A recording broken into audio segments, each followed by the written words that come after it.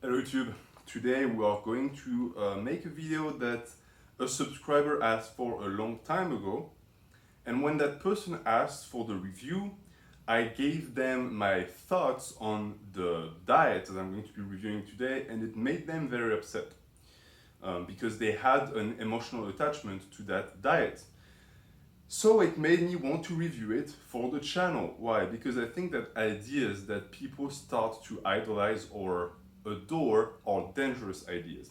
You should always try and look at things objectively, and becoming emotionally attached to things that should be tools is going to damage your ability to progress. So I'm going to analyze and dissect that diet for you today. I am personally not a diet expert. I'm still learning a ton. But I do have, in my opinion, a very good and strong logical bias, and therefore, when I see something that doesn't make sense, even if I don't understand the intricacies or the scientific aspects of it, I can point out some of the issues that I perceive. So please take that as an opinion piece on that type of diet, because I've never tried that diet, or at least not willingly. And this is the snake diet. So first off, I am using the website of the snake diet because yes, there is an official website which already should tell you that there is something afoot here. I use the website, why? Because I want to base my understanding and comprehension and critique of the diet off of what they write, so that it's objective, it is what they believe their diet does, and I don't ramble too much. Because in truth, I will wrap up what I think about the snake diet very fast. First off, it's called snake diet. Why? Because snakes eat scarcely. Snakes eat scarcely not necessarily because they want to, they do that because in nature it's very tough for a snake to find a prey. If you own a snake, you will basically have to deal with the fact that, evolutionarily speaking, your pet snake is not going to accept food at the type of frequency that a cat would do, for example, because it didn't have in the past the ability to get food like that, so it had to evolve to be able to be very efficient with as little food as possible. That being said, if you look at studies, snakes in captivity and snakes in the wild eat at vastly different frequencies. Why? Because snakes in captivity don't have to hunt, and therefore they eat much more and they get much fatter than snakes in the wild. This is just a clarification on the name. I personally I don't like when people use names like these because the name is not correct. The snake diet means you're going to eat once a day. Snakes don't eat once a day. I don't see why they would use that. Most likely because it's a cool name and it's a good tool for marketing purposes, because yes, there's a lot of marketing surrounding the practice. Something I'm going to repeat on this channel a ton: when a fitness or health practice ends up becoming a money-making machine, you should question it, because most likely it's not in your best interest, because it was thought of to make money in the first place. So they say that the snake diet is a fasting focused lifestyle. Diets shouldn't be lifestyles. Vegans get a pass on this one for ethical reasons, but even then they have the same issues that every single diet that tries to promote it as a lifestyle does. Your diet should be suited to your needs and your genetic predispositions to eat certain foods or not. Don't let a diet become your lifestyle. In truth, don't let anything become your lifestyle, because then your habits define you instead of it being the other way around. And they say that unlike many of the mainstream diets that are food focused, we focus on the benefit that you get. Every single diet does that. Every single diet is going to do that. What they say here is that they're not going to control the type of food you eat, which is what most diets do, and they think that it's revolutionary, but at the end of the day, it's still a diet. And then they go through that history of Western culture, and they say, oh, we used to not have much food, and now people eat too much. Yes, that's very true. People eat way too much. The amount of calories that the average human consumes is way too high for their TDEE. So that's not completely incorrect. And they go into that entire thing of saying that the snake diet is going to teach you the principles of how your body operates. I don't disagree with that either, but it might not teach you what you want to learn. So it's a fasting focused lifestyle, and it promotes what they call proactive eating. And what they call proactive eating is basically that you're going to give yourself a window of time of 1 to 2 hours to eat, and that's it. That's all you can eat. Outside of that, you fast and you don't consume any calories, but you consume what they call snake juice. Should have called it snake oil. It would have been funny at least. Snake juice, I'm not going to read you the ingredients, you can go on the website. It's basically a bunch of minerals and salts with water. It's not dangerous. It's what people do when they do a water fast. So at least they let you drink water. So you're not going to die from it, that's for sure. They say though that being in a fasted state is the only way to access the fat stores around your body. That's incorrect. You can metabolize fat even without being in a deficit. That's what the recomp is. You promote muscle gains and fat loss through activity. But because the snake diet is focused on a diet, it doesn't get that. And that's the issue with most diets. A diet, in my opinion, that is not accompanied with a training regimen is losing 50% of its potential to transform the human body. They say that you're literally a walking buffet and that fasting helps your body monopolize the fat that is broken down and used. That is true in a sense. A lot of people, a lot of bros think that if they don't eat, if they enter a caloric deficit or if they fast, their body is going to start cannibalizing their muscles, which is known as autophagy. That's not the case. Your body is very smart. Your body understands that muscles are tough to build and that they're not super soluble. They don't bring as many calories as fat. So it's going to mobilize fat first. Is it going to mobilize all of the fat of your body before it starts attacking the muscles? No, but it will prioritize fat. And so they say that because of that, if you fast and you only eat through a 1 or 2 hour period, this is going to be promoted. That fat loss is going to be promoted.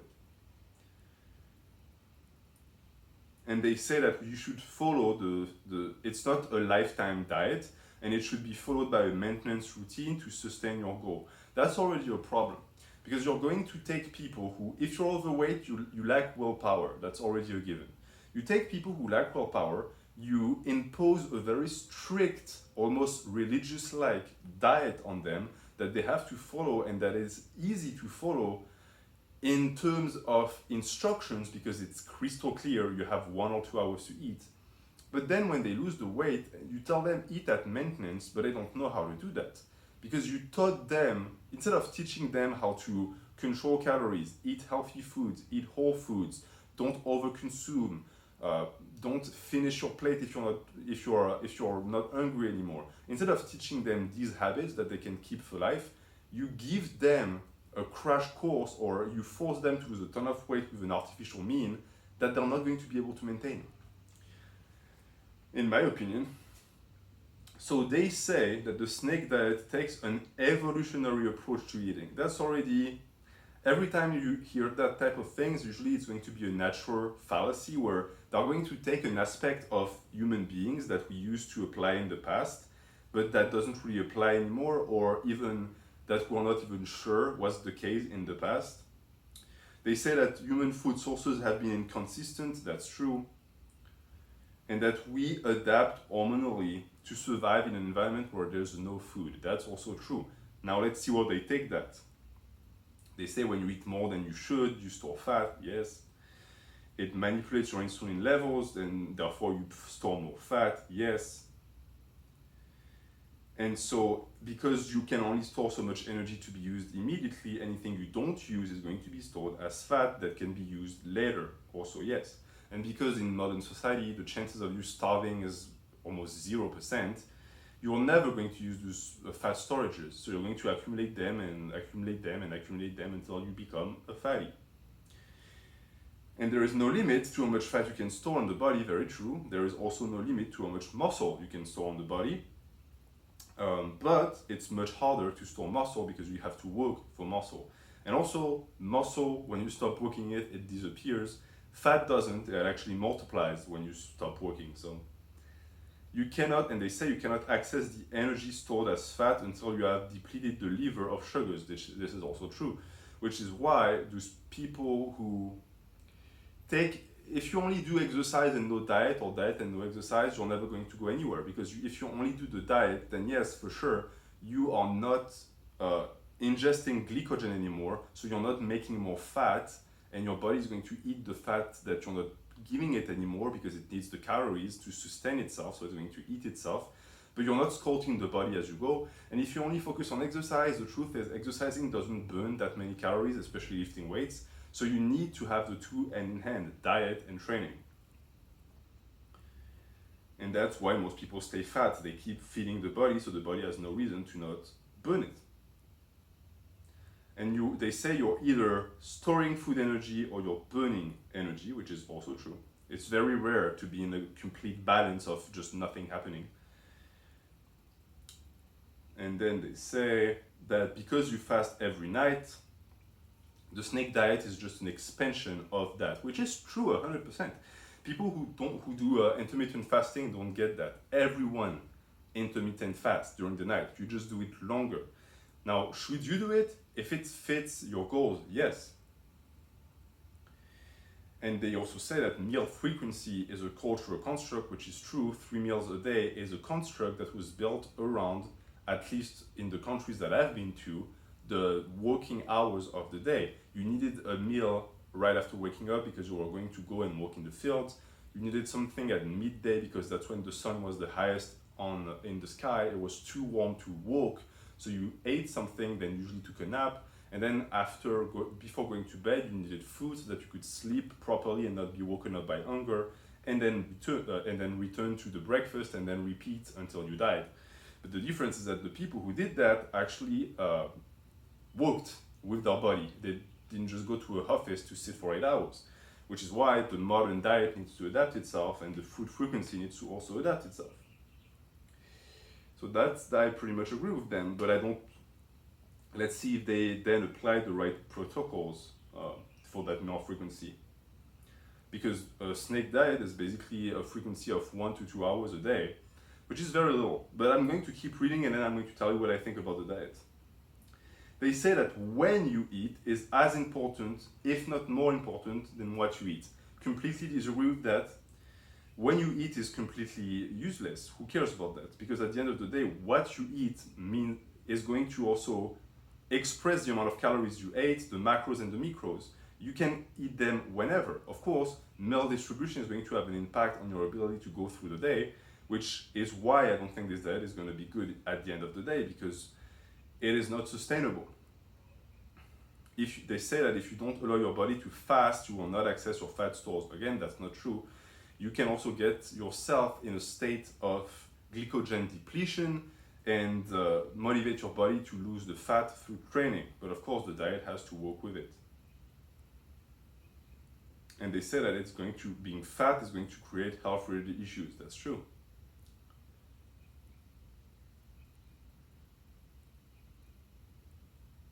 And they say that the snake diet doesn't have any time period, which is good because someone can be 500 pounds and they need to stay on the snake diet for years.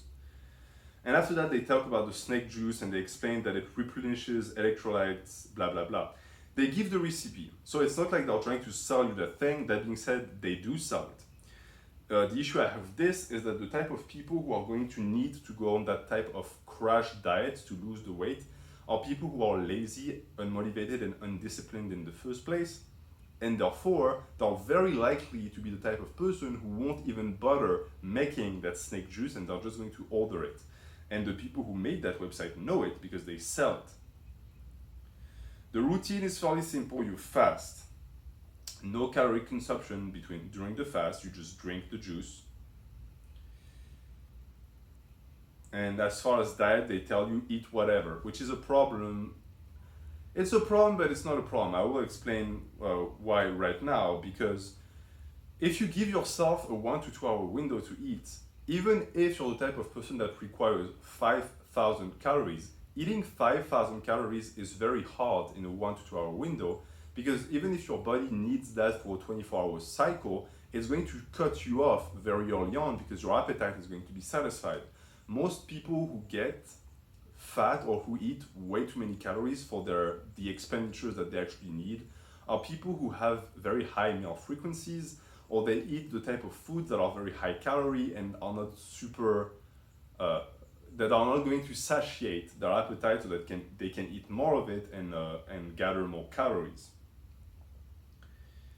And that's pretty much that. They also do they do have a category of who does the snake diet benefit. They say everyone. I disagree with that 100%. I will explain why. And then they talk about the benefits. They say that it can increase human growth hormone, ramps up the metabolism, and it tightens your skin. I don't think so. I think it does the opposite.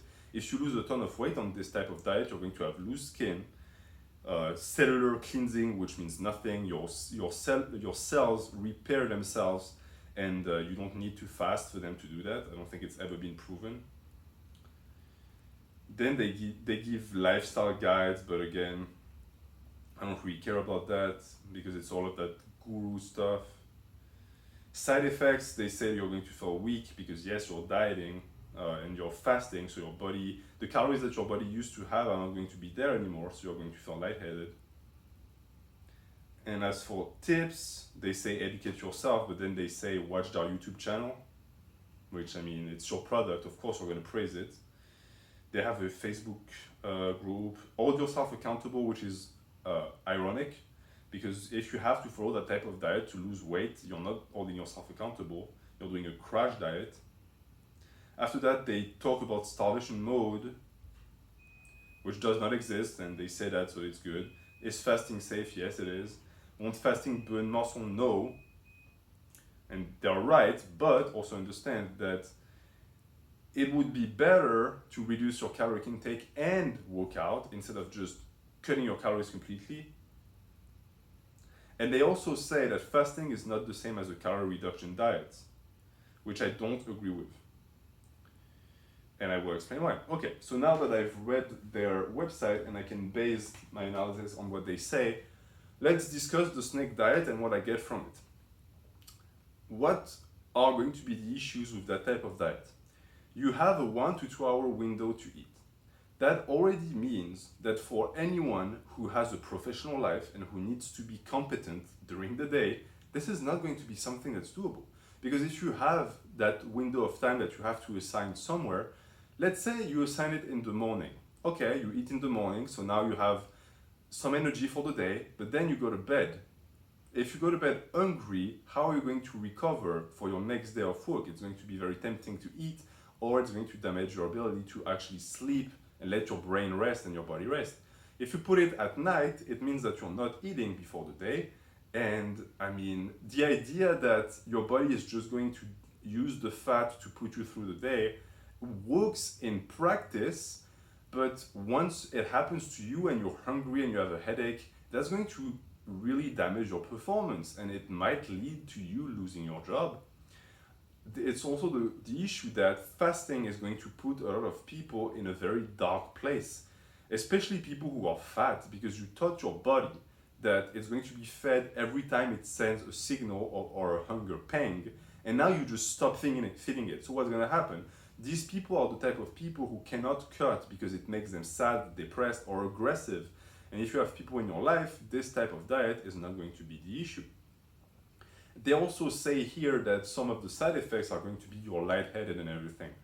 Yeah, but it won't last as long as they say here. You're not going to be completely fine after a day.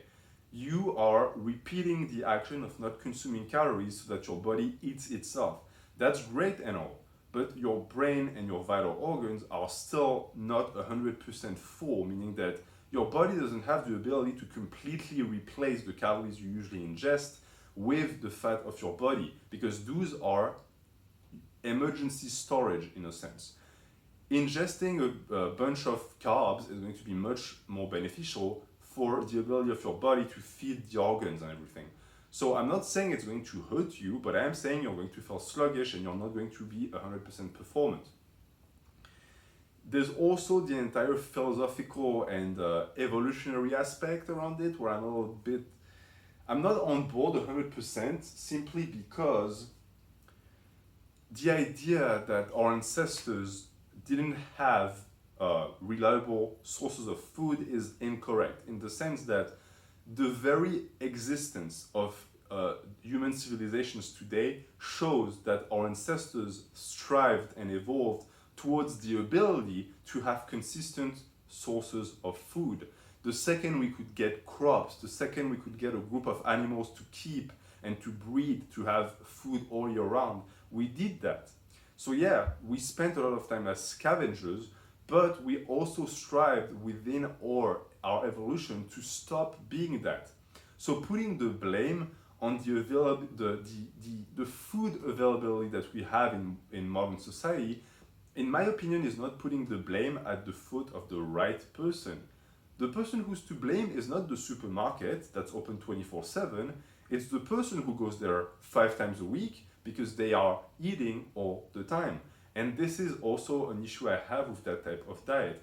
It removes responsibility from the person who should feel ashamed of their gluttony and instead tries to absolve it by saying, oh no, it's because society is not aligned with your needs. You're a caveman and you should be eating like this. No, there's a ton of people like me or you who maintain either a solid physique or who are sitting at a normal body mass index without having to do that. And we're not special, so it's good that this type of thing exists for individuals who really cannot work around the notion of food frequency and calorie deficit, caloric surplus, or caloric maintenances. But at the end of the day, this is a crutch, because unless you're going to stay on that snake diet for the rest of your life, that type of people who lose weight on this gain it back, because they don't have the ability to then go back on maintenance, because they don't even know what maintenance is. You force them into a massive caloric deficit artificially by reducing their food intake window, and then you reopen that window immediately and you say, hey, knock yourself out, kid. They're going to get fat again. And I would argue that the action of losing all that weight, then regaining it, is more dangerous for your metabolism and your organs than just staying fat, because it's forcing your body to go through those massive changes. I personally don't think the body loves that cannibalization stuff too much. I think it puts a lot of stress on the body to have to consume its own cells to survive. Not saying it's a bad thing, but I am saying that if you do it super fast in cycles, it is going to create damage. And this is why on this channel, I am against cuts and bulks, especially when they're fast. Slow bulks and slow cuts are okay because they're slow. Same for a recomp, it's slow.